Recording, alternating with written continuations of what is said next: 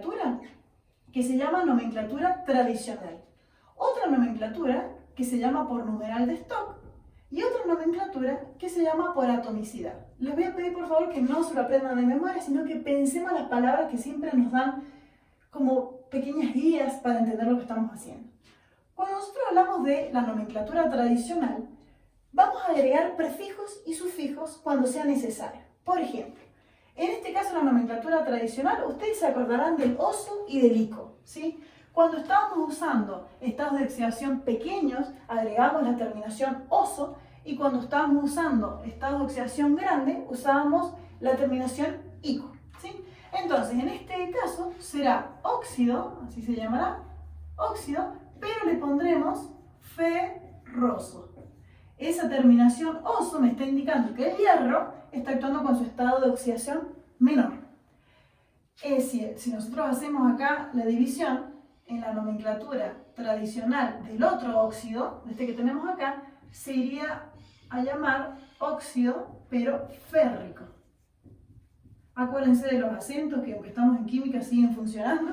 Les digo porque siempre pasa lo mismo. Entonces nosotros tenemos, ¿sí? Tenemos prefijos, en algunos casos, en estos casos son sufijos, ¿sí? El oso para estados de oxidaciones pequeños, el ico para estados de oxidación grandes. Entonces eso es una nomenclatura, ya los diferenciamos, ¿sí? ¿En qué consiste la nomenclatura por el numeral de Stock? En colocar óxido de hierro, acá no pueden simplificar, no pueden poner ox con el puntito, eso no está permitido, óxido de hierro, y entre paréntesis vamos a poner esta oxidación del hierro en números romanos. Entonces vamos a decir que es 2. Ustedes me podrían preguntar acá, los extraño porque no me gustan hablar sin que me pregunten, pero ¿por qué el óxido no lleva la aclaración del estado de oxidación? Porque el oxígeno sabemos que siempre va a actuar con -2, entonces no tiene otra posibilidad. Entonces lo que vamos a aclarar entre paréntesis y con números romanos va a ser el estado de oxidación del metal, ¿sí? Y con atomicidad viene del número de átomos. Entonces, ¿qué vamos a hacer? Vamos a contar los átomos de cada uno de los elementos que forman el compuesto. Antes de pasar a la atomicidad, vamos a escribir el numeral de Stock para el otro óxido. Entonces acá vamos a colocar óxido de hierro y entre paréntesis el 3, el número romano, porque es su estado de oxidación. Como les decía, la atomicidad vamos a contar la cantidad de átomos, pero sin involucrar a este 2. ¿Por qué? Porque el coeficiente estequiométrico, que ese nombre le pusimos a este numerote, es una relación propia de la ecuación química. Y nosotros, ¿a quién estamos nombrando? No a la ecuación química, estamos nombrando al compuesto. Entonces, ¿cuántos átomos de oxígeno tiene este compuesto? 1. Entonces será monóxido. Y ahora pienso, ¿cuántos átomos de hierro hay? 1. Entonces, de hierro. No se pone monohierro. De hierro. Ahora, si nosotros vemos por atomicidad, este otro compuesto, decimos, a ver, ¿cuántos átomos de oxígeno hay? 3. Entonces será trióxido de dihierro, no es bi, es dihierro. Entonces aquí escribo trióxido de dihierro. Entonces, fíjense que con este simple ejemplo hemos hecho necesario el estudio de las nomenclaturas. ¿Por qué estudiamos nomenclaturas? Ponerle nombre a las cosas no implica que entendamos qué son las cosas. Porque yo sepa que este compuesto se llama óxido de hierro 2 o monóxido de hierro no quiere decir que lo conozca. Pero en esta etapa de formación de compuestos es interesante que sepan armarlos y sepan nombrarlos. Por eso son nomenclaturas, ¿sí? Viene de nomencladores. Entonces tenemos una nomenclatura tradicional en la que agrego oso o ico, una nomenclatura por numeral de Stock y una nomenclatura por atomicidad. ¿Sí? Bueno, ahora después de esto que hemos visto, esto que son los óxidos metálicos, y hemos visto el ejemplo del sodio, del hierro más 2 y el hierro más 3, vamos a ver qué pasa cuando el oxígeno ahora reacciona con un no metal. Fíjense qué interesante esto. Fíjense una cuestión bastante interesante que vamos a analizar. Vamos a, primero antes de hacer la relación del oxígeno con los no metales, vamos a pensar por qué vamos a utilizar los no metales con su estado de oxidación positivo. Porque si usamos estados de oxidación negativos, nosotros sabemos que las cargas iguales se repelen, entonces tienen que ser a cargas opuestas para que se atraigan. Por ende, los no metales tienen que usar esos estados de oxidación positivos. Fíjense el caso del cloro. Yo voy a hacer acá algo interesante. Fíjense, el caso del cloro. El cloro, ¿sí? Si ustedes lo ven en la tabla, lo buscan en la tabla periódica, lo encontramos en el grupo 7, ¿sí? Con todos los halógenos que se llaman, ¿sí? Ese cloro tiene algunas propiedades interesantes y lo vamos a analizar mucho en química porque tiene características bastante importantes, ¿sí? Una de ellas son todos los estados de oxidación que tiene, es decir, todas las situaciones en las cuales el cloro encuentra estabilidad para combinarse. Fíjense, si nosotros vemos en la tabla periódica van a encontrar que el cloro tiene más menos 1, quiere decir que tiene estado de oxidación más 1 y menos 1, más 3, más 5 y más 7. Muchos estados de oxidación, ¿sí? Uno de estos tiene que coincidir con el grupo al que corresponde. ¿Sucede? Sí. El cloro está en el grupo 7A. Entonces este estado de oxidación coincide con el grupo, como lo dijimos. Pero también por su estructura interna, por su configuración electrónica, consigue estabilidad con estos otros estados de oxidación, que también lo vamos a ver más adelante. ¿Qué pasa al momento de combinar el cloro? El cloro, al combinarlo, puede actuar con cualquiera de estos estados de oxidación, cualquiera positivos. Porque si quisiera reaccionar con el negativo, no pasaría porque las cargas negativas, si son los dos iguales, se van a repeler. Entonces las posibilidades son esas 4, ¿sí? Y vamos a jugar a formarlas, porque ustedes ahora ya lo saben formar. Miren, permítanme que haga las 4 a la vez.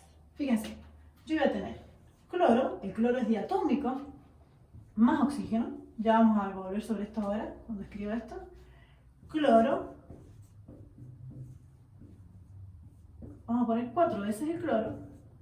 ¿Por qué vamos a poner 4 veces? Porque vamos a combinarlos con todos sus estados de oxidación. Antes de seguir, voy a preguntarme, ¿quiénes en la tabla periódica, es decir, qué elementos en la tabla periódica se encuentran en la naturaleza como diatómicos? Fíjense, nosotros en la tabla periódica, otro de los datos que tenemos es el estado de agregación que tienen, digamos, los elementos. Hay elementos como el hidrógeno, en esta tabla aparece verde, quiere decir que a 21 grados centígrados y una atmósfera de presión, que son las condiciones estándares en las que se encuentra la tabla periódica, el hidrógeno está en estado gaseoso. Lo mismo, por ejemplo, el cloro. Lo mismo, por ejemplo, el nitrógeno, el oxígeno, el flúor. Entonces, ¿qué vamos a decir? Según el estado de agregación que tengan en la tabla periódica, va a ser cuando los vamos a encontrar diatómicos. ¿Por qué? Porque no son estables estando monoatómicos. Existen como moléculas diatómicas en la naturaleza. Entonces, todos los elementos químicos que en la tabla periódica aparezcan en estado gaseoso, van a ver que son los elementos que vamos a utilizar como diatómicos. Y eso sí lo tienen que saber, no de memoria, sino utilizando conscientemente la tabla. ¿Qué otros datos nos da la tabla? Bueno, en este caso, en esta tabla, por ejemplo, los azules son líquidos. Fíjense, tenemos el galio, el bromo, el mercurio, ¿sí? ¿Conocen ustedes el mercurio? Hay un caso importante con el bromo. El bromo en general en algunas tablas aparece como gaseoso, en otras tablas aparece como líquido, puede aparecer. Depende de la tabla periódica. ¿Qué pasa? El punto de ebullición del bromo lo hace demasiado volátil. Entonces a 21 grados centígrados hay que ver, digamos, en qué estado se encuentra. Nosotros lo vamos a tener como líquido acá en la tabla periódica y en otras tablas periódicas aparece como gaseoso, ¿sí? Porque justo a esa temperatura, digamos, se considera como líquido. ¿Se entiende esa diferencia? Bien, entonces, una vez dicho esto, vamos a empezar a formar nuestros compuestos. Decimos, ¿quién es el más electronegativo ahora? ¿El cloro o el oxígeno? Ojo el piojo con esto. El cloro estaba en el grupo 7 y el oxígeno estaba en el grupo 6. Quiere decir que a diferencia de lo que veníamos diciendo, el más electronegativo ahora es el cloro. Entonces, colocaremos primero al oxígeno y después al cloro, ¿sí? Según la tendencia de lo que estábamos diciendo. Entonces, sí, bueno, a ver, comparo la electronegatividad. Ahora, con esa lógica yo podría pensar esta situación así. ¿Por qué lo van a encontrar escrito distinto en los libros? En el Chang, en el Witten, van a encontrar esto que está escrito al revés. Porque la electronegatividad, que es esta tendencia a ganar electrones, no solamente avanza en la tabla periódica por los grupos, sino que también varía sobre los periodos. Quiere decir que como el cloro no se encuentra a la misma altura que el oxígeno, vamos a decir que el oxígeno sigue siendo más electronegativo que el cloro. Si ustedes tienen dudas sobre esto, es fácil. Buscan el dato de electronegatividad y van a ver que el oxígeno, ¿sí?, que tiene 3.5, va a ser más electronegativo que el cloro. Por eso es que no se va a cumplir esto que he puesto acá. ¿Se entiende ahora? Pero es para que lo entiendan. ¿Por qué sí, por qué no? Todo tiene una explicación. Entonces colocamos cloro, colocamos oxígeno. En todos los casos va a ser de la misma manera. Veamos ahora en qué va a variar esto. Este estaba actuando con más 1, este estaba actuando con más 3, este con más 5 y este con más 7. ¿Recuerdan? Acuérdense que estamos hablando de los óxidos, voy a ponerlo acá si no se confunden, los óxidos no metálicos. Esa es la especie química. No metálicos.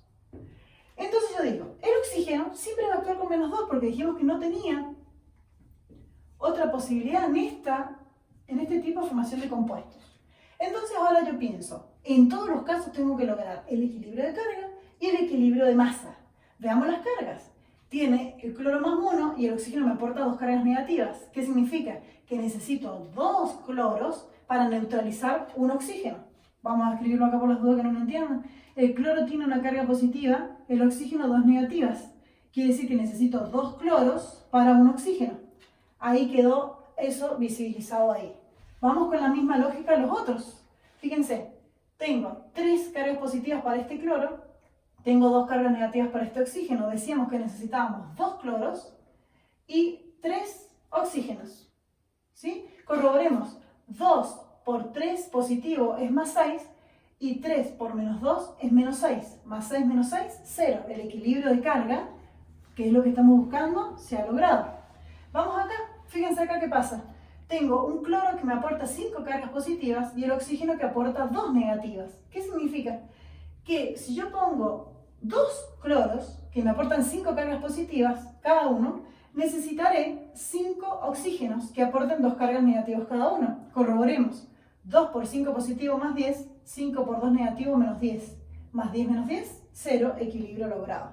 Y por último lo mismo con estas. Fíjense que 2 cloros, tenemos acá, salió el 2S, y 7. Entonces tenemos 2 por más 7, 14 positivas, menos 14, 0.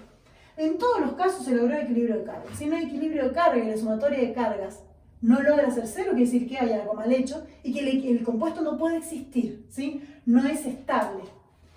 Bien, ahora lo que nos falta es el equilibrio de masa. ¿Qué voy a hacer? Voy a ahorrar los